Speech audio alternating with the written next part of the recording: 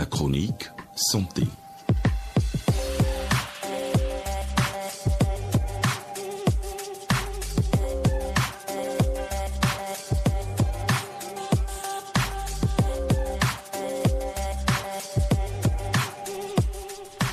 La journée mondiale contre l'hypertension artérielle, c'est le 17 mai prochain, mais aujourd'hui, nous mettons l'accent sur cette maladie souvent silencieuse, mais aux conséquences parfois graves pour le cœur, le cerveau et l'organisme, selon de nombreux spécialistes en santé. Avec le médecin cardiologue Dr Kamel Lafia, spécialiste justement de l'hypertension artérielle, nous allons mieux comprendre les causes, les risques et les moyens de prévention et surtout l'importance du dépistage. Dr Kamel Lafia, bonjour.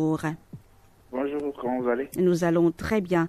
Vous êtes médecin cardiologue et spécialiste de l'hypertension artérielle.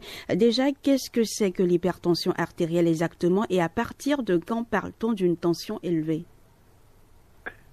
L'hypertension artérielle, il faut savoir que c'est une maladie chronique qui touche les artères de l'organisme. Par artère, il faut comprendre que c'est des sortes de tuyaux qui ont pour rôle de transporter le sang du cœur vers les organes du corps, étant donné que ce sang contient la nourriture de ces organes. Donc, il peut arriver pour une raison ou une autre que ces artères commencent à durcir et donc que le sang n'arrive pas à bien circuler, amenant le cœur à pousser plus fort. Donc, lorsque la force du sang dans les artères, dans ces tuyaux, augmente, on va parler d'hypertension artérielle. C'est-à-dire qu'il y a une augmentation de la force du sang dans les artères, étant donné que ces artères sont devenues de plus en plus dures. On va donc parler d'hypertension artérielle. Alors, ce qui est bien avec l'hypertension artérielle, c'est qu'avec un geste très simple, qui ne fait pas mal, un appareil qu'on appelle le tensiomètre, on peut avoir une idée de sa tension artérielle. Il faut retenir juste deux chiffres. Oui. Lorsque le premier chiffre dépasse 140 ou lorsque le deuxième chiffre dépasse 90 mm de mercure, on parlera d'hypertension artérielle. Donc, il suffit juste de se rendre dans un centre de santé ou lorsqu'on a un appareil à tension, de faire ce contrôle de sa tension artérielle et en fonction des chiffres qui s'affichent, on peut savoir si on est hypertendu ou pas. D'accord. Docteur, pourquoi est-ce qu'on qualifie l'hypertension artérielle de tueur silencieux? Oui, c'est le deuxième nom de l'hypertension artérielle. Donc, tueur parce qu'elle tue. C'est une des causes les plus fréquentes de décès dans le monde. Et silencieux parce qu'elle tue en silence.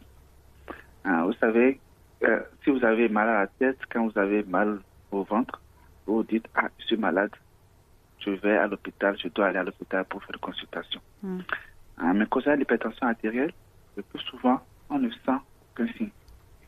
En fait, quand vous prenez 10 personnes qui ont une hypertension artérielle, il y a près de 6 qui ne sentent même pas un mal de tête.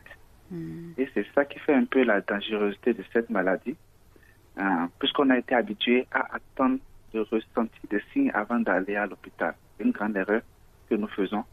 Et donc, la conséquence, c'est que cette maladie qui tue une personne toutes les 4 secondes, en fait, pour vous en rendre compte, notre entretien va durer à peu près 5 minutes. Mais d'ici la fin, il y a près de 75 personnes qui vont mourir d'une hypertension artérielle. Dans le monde ou au Bénin? Dans le monde, heureusement. Donc, c'est un décès toutes les 4 secondes dans le monde. Justement parce que cette maladie ne se manifeste le plus souvent par aucun signe. Et donc, c'est vraiment un geste salvateur de se rendre dans un centre de santé, même lorsqu'on ne ressent rien. De s'y rendre tous les 3 mois, tous les 6 mois, même lorsqu'on ne ressent rien. Et avec 100 francs CFA, avec 300 francs CFA, on peut vous contrôler votre tension artérielle. Et ce qui est bien, c'est que lorsqu'il y a un début d'hypertension artérielle, ou bien une hypertension artérielle qui est même là, on peut rattraper les choses, éviter les conséquences et amener cette personne à vivre comme si elle n'avait jamais une hypertension artérielle. Donc on peut être hypertendu et avoir une vie de très bonne qualité. Ça touche principalement qui? Les jeunes, les personnes du 3e âge? Avant, c'était les personnes du 3e âge. Je suis médecin depuis plus de 10 ans. Dans mes cours de médecine, on me parlait de 50 ans pour d'avoir une hypertension artérielle. Mais depuis un certain nombre d'années, à 20 ans, à 25 ans, à 16 ans, les jeunes de 16 ans qui sont hypertendus, parce qu'on a totalement changé nos habitudes de vie qui étaient bonnes avant. On a de nouvelles habitudes de vie, on a de mauvais comportements, on va certainement en parler. Ouais. Et c'est justement ce comportement qui entraîne l'augmentation de la fréquence de l'hypertension artérielle. Donc, tout le monde peut être touché.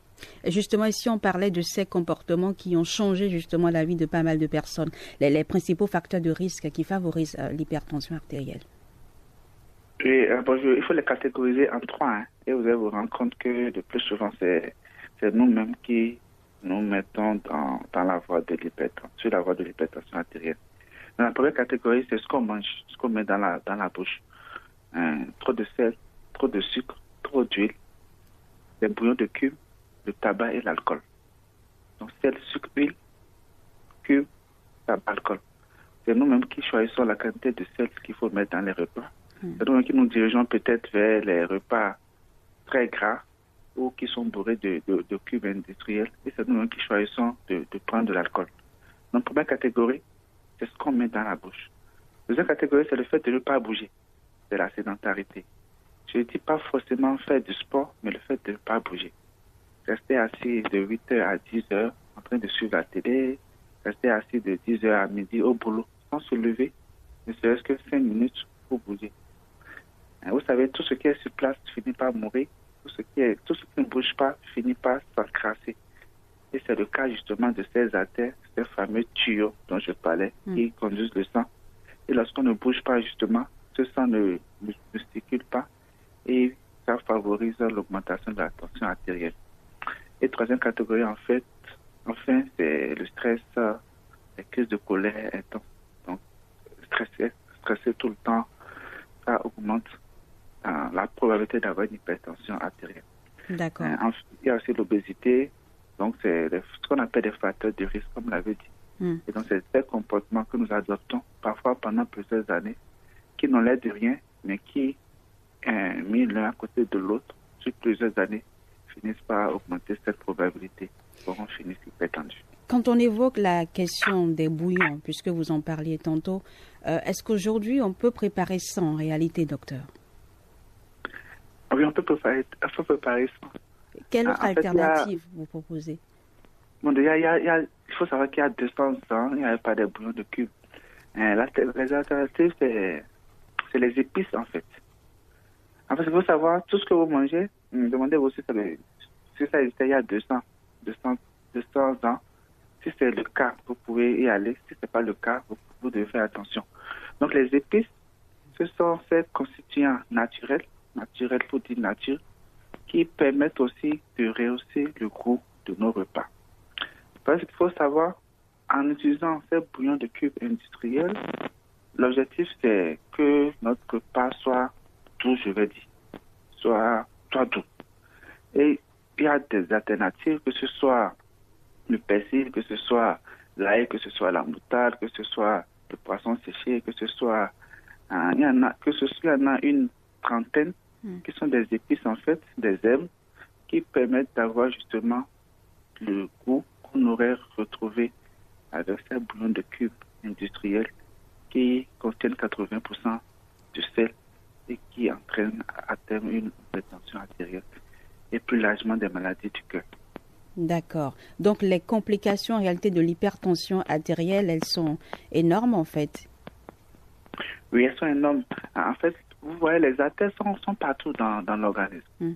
Et comme je disais, l'hypertension artérielle, c'est que les artères deviennent dures. Donc partout se trouvent tous les organes contenant les artères, c'est tous les organes du corps, peuvent donc être sujets à une complication. C'est le cœur, on peut avoir un infarctus, c'est-à-dire un arrêt brutal du cœur, puisque les artères, lorsqu'elles se bougent, quand elles sont dans le cœur, on parle d'infarctus. Donc on peut en mourir brutalement. On peut avoir une atteinte du rein avec l'insuffisance rénale. L'insuffisance rénale a comme cause principale l'hypertension artérielle et le diabète, surtout dans notre contexte. On peut devenir aveugle et on peut avoir un AVC. L'AVC, c'est des paralysies, c'est une incapacité de parler parce qu'à un moment donné, une des artères du cerveau se bouche ou se déchire parce que la tension serait monter à un niveau très élevé. Donc, D'accord. tous les organes peuvent être atteints en cas d'hypertension artérielle non contrôlée. Non contrôlée.